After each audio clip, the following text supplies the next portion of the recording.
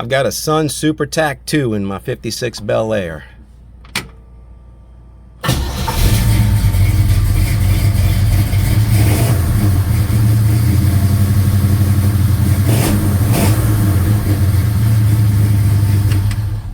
But it doesn't work. I've got a replacement. They don't make the Sun Super Tach II, but Speedway Motors makes one, and so we're going to have an unboxing. We're going to install it and get this thing working. So here we go.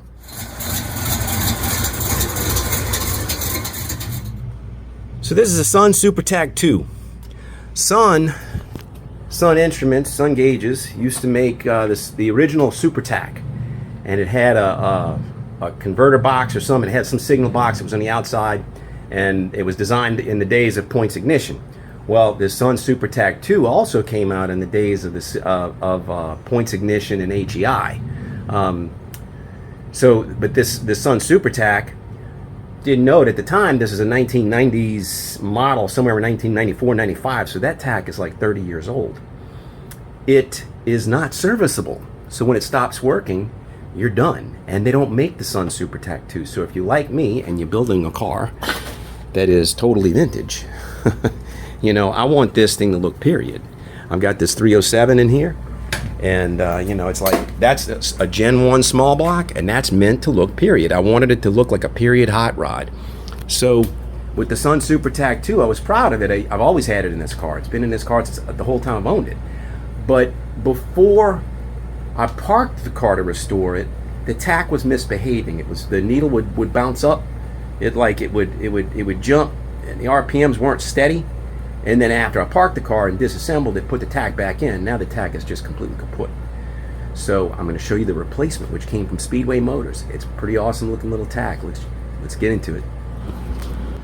So if you're not familiar with Speedway Motors, this is a company I've been doing business with since the 1990s, when I used to race a street stock on dirt. Speedway Motors catered big time to Roundy Round, and but they also had a department there that what they would do is, in addition to building motors, they'd also build frames for T-buckets. They'd build frames for Model A's, you know, for street rods. They have bodies for street rods. They have all kinds of specialty things for doing all these different hot rod things that is from the days of yesteryear. So one of the things I guess they did is, with the loss of the Sun Super Tach II and the wish for the public to have you know, that vintage look, Speedway Motors came up with its own replacement. And so this, I'm going to unbox it and show you what's in the box here. It's got some hardware, but also let's just go straight to it. They got a clamp, which I can't stand this. It's like, if you're going to put it on your steering column, if you're going to commit to the tach, commit to a permanent installation, not a clamp. All right, so here's the tach itself. And I need to get you on a tripod so I can unfurl that. All right, so I'm not even taking it out of the package, but a little bit of background. So my ignition setup is a brand new Pertronix billet distributor, and it's meant to be the electronic replacement for points. So I don't run an MSD box. I used to run an MSD box with points acting like a trigger, but it wasn't reliable. So the tach, the Super Tach II, may or may not be compatible with that, but I do know the tach already had problems, and conversion kits were always a guesstimate, so I got this Speedway tach. And looks familiar? It looks just like the Sun Super Tach II.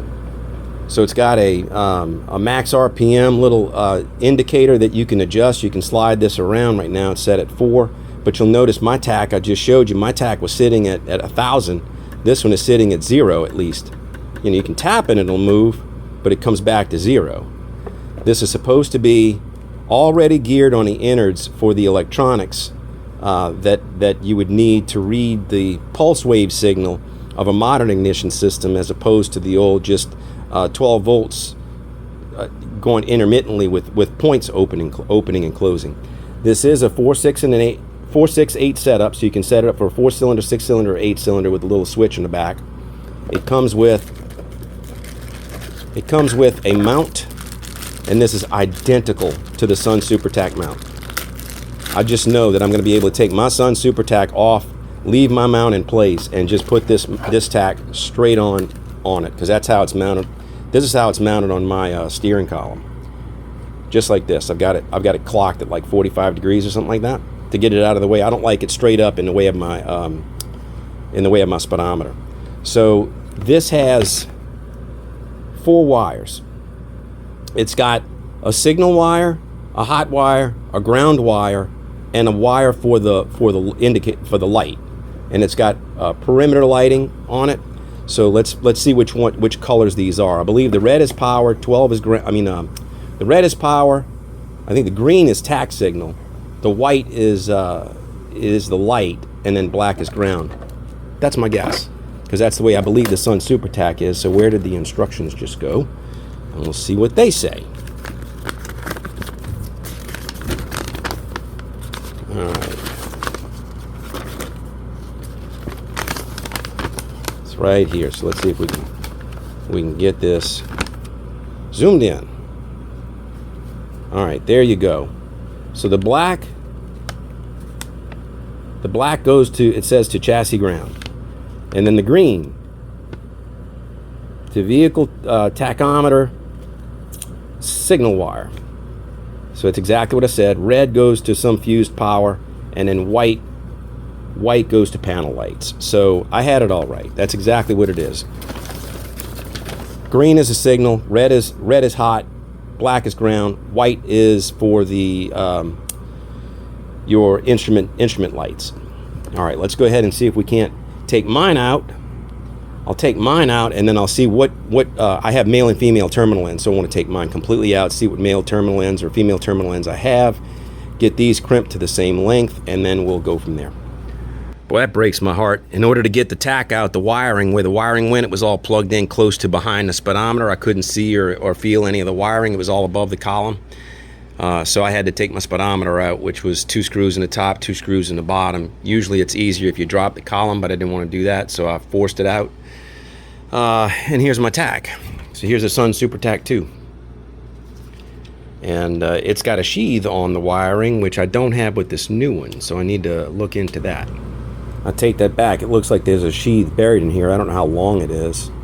We're going to find out, but I just need enough so that when it's on my column, it's where it's exposed, we have it at least tidy and within that black sheathing.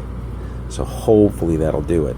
What I need to do is I need to duplicate my lengths of my other wires, and I need to duplicate the terminal ends to make sure that I can just take this one and plug right into the old wires, or the wires that are underneath the dash part of my harness. So they've all got male or female bullets depending on what they are, except for the ground wire, which I think has an eyelet. So I need to put that on. Here you go. Okay, so there's the sheath. Step back, you can maybe see it. There's the sheath. So the sheath will slip. It'll slip in like that. Right. That'll keep that looking nice and tidy, and that's about the most that's exposed anyway. So let me go ahead and we'll get to working on these terminal ends. All right. Now I need to get an eyelet, and then what other fittings do I need? I have these male bullets. So I need to get male bullets, one. I think all 3 of them. So I shielded the ones that were on the wiring harness. So 1, 2, 3. I need three male bullets, and then this is just shrink wrap over it. I know better than to button all this up without testing it. So right now, I'm going to be able to test the lights. Yeah, they come on. Okay. So it's got a nice amber glow. I'll be the first to admit, I hate LED blue. Can't stand it. To me, it's got to be a warm amber or that mint green color. Those are the 2 that are acceptable. So let's go ahead and see if this tack is going to register if I turn the key.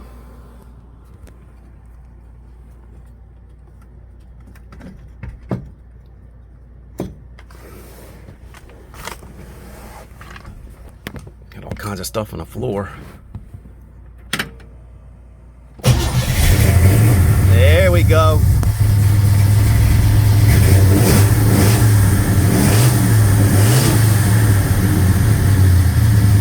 Beautiful. beautiful.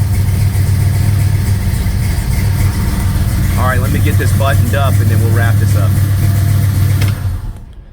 So now that we got it all buttoned up, let's double check it. Make sure everything's working.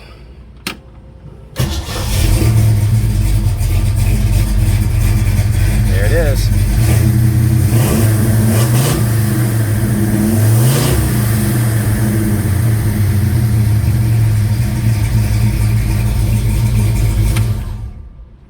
All right. There you have it. That's going to do it. So, do appreciate you. Thank you for watching this video. If you got something out of it, please give it a thumbs up. And as always, if you're enjoying my channel, I'd love a subscription. So that does it for this tach unboxing and install. Until I see you next time, please take care of yourself. Cheers.